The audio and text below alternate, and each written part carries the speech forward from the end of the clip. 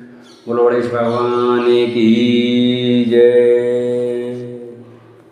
दोस्तों, आज हम आपको बुधवार की व्रत कथा सुनाएंगे।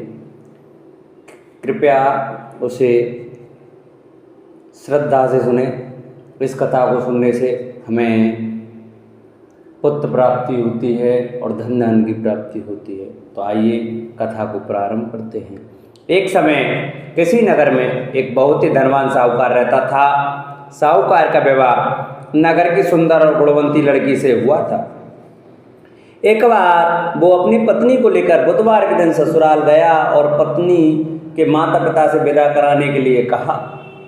माता पिता बोले, बेटा आज बुधवार है, बुधवार को किसी भी शुभ कार्य के लिए यात्रा नहीं करते।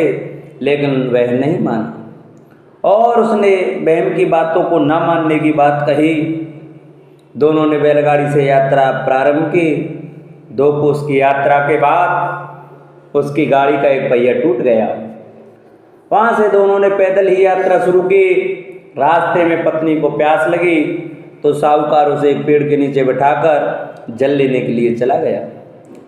थोड़ी देर बाद जब वो कहीं से जल लेकर वापस आया तो वह बुरी तरह हैरान हो उठा, क्योंकि उसकी पत्नी के पास उसकी ही शकल सूरत का एक दूसरा व्यक्ति बैठा था। पत्नी भी साहूकार को देखकर हैरान रह गई। वह दोनों में कोई अंतर नहीं कर पाई। साहूकार ने उस व्यक्ति से पूछा, तुम कौन हो और मेरी पत्नी के पास क्यों बैठे हो? साहूकार की बात सुनकर उस व्यक्ति ने कहा, अरे भाई, ये मेरी पत्नी है। मैं अपनी पत्नी को ससुराल से विदा करा कर लाया हूँ। लेकिन तुम कौन हो जो मुझसे ऐसा प्रश्न कर रहे हो? साहूकार ने लगभग चीखते हुए कहा, तुम जरूर कोई चोर या ठग हो। यह मेरी पत्नी है।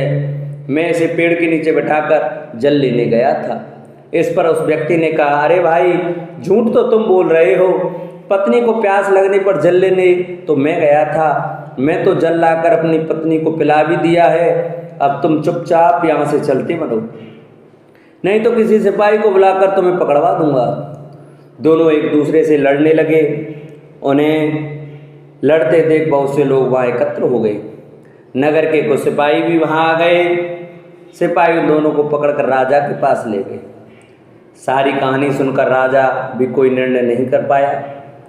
पत्नी भी उन दोनों में से अपने वास्तविक पति को नहीं पहचान पा रही थी।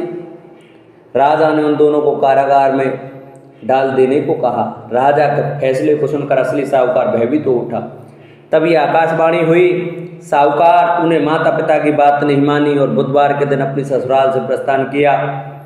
यह सब भगवान बुद्धदेव के प्रकोप से हो रहा है। साहूकार ने भगवान बुद्धदेव से प्रार्थना की कि हे भगवान बुद्धदेव, मुझे क्षमा कीजिए। मुझसे बहुत बड़ी गलती हुई है। भविष्य में अब कभी बुधवार के दिन यात्रा नहीं करूंगा और सदैव बुधवार को आपका व्रत किया करूंगा। साहूकार की प्रार्थना से प्रसन्न होकर भगवान बुद्धदेव ने उसे क्षमा कर दिया। तभी दूसरा व्यक्ति राजा के सामने गायब हो गया। राजा और दूसरे लोग इस चमत्कार को देखकर हैरान हो गए।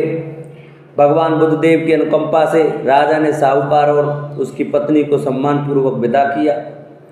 कुछ दूर चलने पर रास्ते में उन्हें बैलगाड़ी मिल गई। बैलगाड़ी का टूटा हुआ पहिया भी जुड़ा हुआ था। दोनों उसमें बैठकर नगर की ओर चल दिए।